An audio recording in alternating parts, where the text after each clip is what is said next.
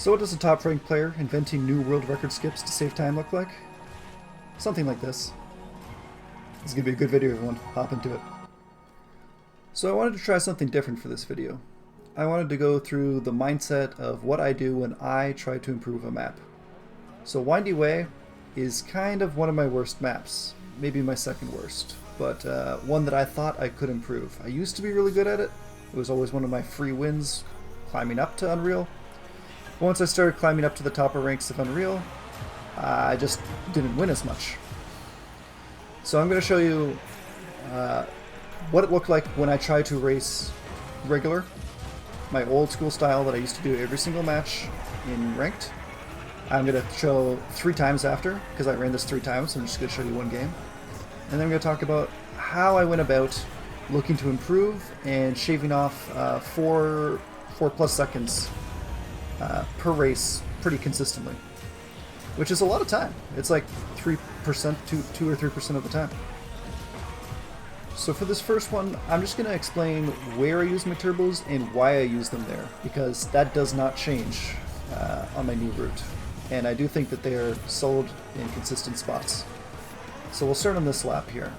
So notice also my minimum speed. Get in the mindset of every time that I get to about 570 speed, I try to knock it back up. So watch that throughout this race. See, I see it going down, I pop my drift. I see it going down, I release. So notice I have 2 turbos and I haven't used any yet. So there, 570, let go. Here is one spot you want to turbo, and this applies to all maps. Long straightaways that you can't drift. Those are the best spots. So I'm in the air there, I can't get extra speed, whether I turbo or don't turbo. Perfect place to turbo. Same place right here. Long stretch in the air, can't do anything, so I use my turbo. Those are pretty well the only 2 spots in the entire race that I do it. So I personally also notice how I snap to the ground as fast as possible in that little hill. It's because your driving speed is 570 in the air. It caps it at 570 in the air, it'll go down to that speed. This wasn't a great spot to turbo. It doesn't lose much time, maybe a quarter of a second or something like that. I don't know why I did it. That's okay. I ran this 3 times, as I said, and all my times were about 219, 220, and 222, which, as we go through this finish line, I will show you up on screen.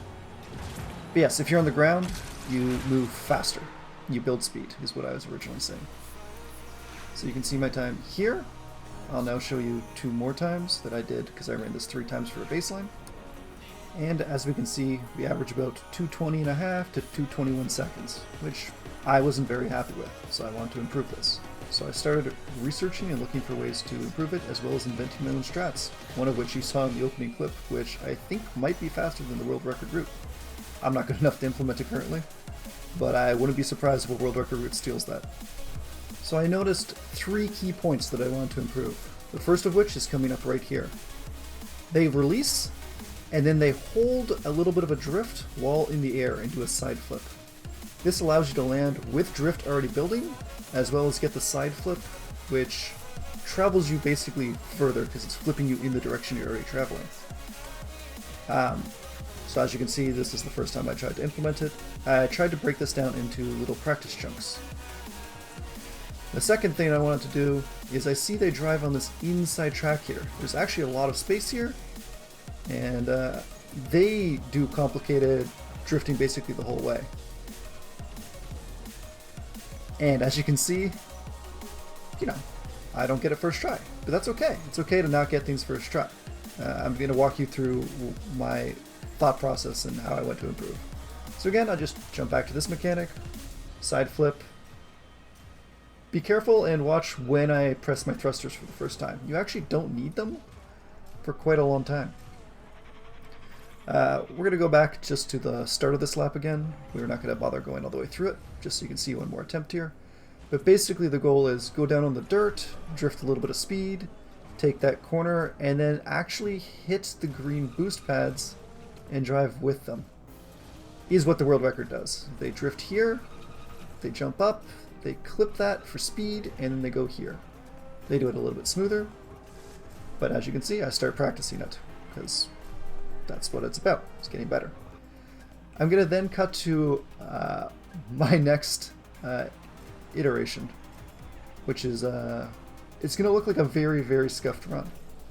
So at this point, I had already figured out that under the ground, phase through the thing kind of thing accidentally, just by falling down here one time. So you can see I try to do it there, not particularly clean run. And the reason I'm going to showcase this run is because it's a bad run. But try to guess the time at the end. It'll be shocking compared to my first run, which I believe looked fairly clean. Looked nice. You know, here I'm bumping into walls. It's not the greatest. So I did cover two of the things that I wanted to improve, which was that one drift, as well as that one inner line. The third one was my minimum speed. I noticed a few times that I was 570 for much longer than I should have been. So this isn't a great example of it. As you can see, I still am there quite often. But I wanted to improve that. Yeah, not very clean, as you can see. And the reason I wanted to show you this one in particular is because, believe it or not, this race is faster than my other times. Which doesn't make any sense. Like, logically, I'm clearly doing not great. But it's faster. Meaning that even if you mess up, it's still okay. Like, it's still viable. And if you don't mess up, as I'll put the final race after this, it's quite a bit faster. And that's how you can get like 2 or 3% better. So yeah, as you can see, I try to drift there. I don't try to sneak a bunch in here. I do this one, I jump down, and the goal is to slide in that crack right there. There you go, nice and clean. And as I practiced this more and more, I did get more and more consistent with it. So again, you notice how I release the drift right before the thing, and then I hold it like I start just a tiny little one. Also right there, you'll probably notice I held the drift while I was in the air and then snapped down. The reason is I still had more than 570 speed, so there's no need to release my drift early. Time guesses? 2:18. Significantly faster, in fact, despite the first 2 laps failing the shortcut, one of which flying into a wall. It's crazy. Now I'm going to show you it again, a little bit cleaner. So the first thing I've changed is taking the road and then dropping down. Before I was experimenting with dropping down right away. So I look for this little crack right there. If you pause and look closely, you can notice there's a little crack between the ground and the thing. As you can see, it just pops you up beautifully often. So again, angle, side, and then as soon as I land, I'm already drifting. I release immediately, and I hold this because I'm already 700 speed. There's no need to release it early. And then here, this is another thing I changed. So I'm holding the drift in the air because again, I was at 570 and I released early so that I had the speed. And then I carried the rest of the speed till wherever I was landing because I didn't need it. I think the game is mostly about minimum speed. So that crack right there, you know, again, I still have to practice this obviously, but this is still ends up being a 2:16 run. Basically easily 4 seconds faster. And again, that was really scuffed. Didn't get a long one, so I'm stuck in the air for a long time here at 570. But again, 714 speed, hold it. There we go. I can see my speed dropping right here.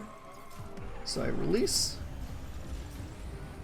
And I actually got 1,300 kilometers there, which actually means I must have hit both green boost pads, which I can't see how to do consistently, because unlike some maps, it doesn't seem to work as clean. But again, wow, so actually I'm just watching the footage back and doing a voiceover, but apparently I don't even get it 3 times in a row. And it's still 4 seconds faster. It really goes to show that that inside pop up the track route, as well as just this skip right here, not a skip, but the angle holding the boost, right here holding the boost, so wait till I get to below 570, and again coming up here. I guess we're on the final lap so we don't get to do it, but saving 2 turbos for the end, and hitting that green boost pad. And that's kind of the mindset that I do. Like when I'm looking to improve, I try to spot my own weaknesses. I look at the world record run. I don't think that you should just blindly copy them. I think you should try to incorporate elements because some of the things they do isn't race viable always. Here's a couple examples of me finishing in similar times. And I hope you guys all enjoyed the thought process behind what it takes to be Unreal, especially to climb, to continue climbing. Just because you hit the top ranks doesn't mean you're done climbing. If you're new to the channel, please subscribe. I do content regularly, breakdowns of maps, analysis, shortcuts, the whole 9 yards. Comment down below what map you want to see next, and thank you all for watching.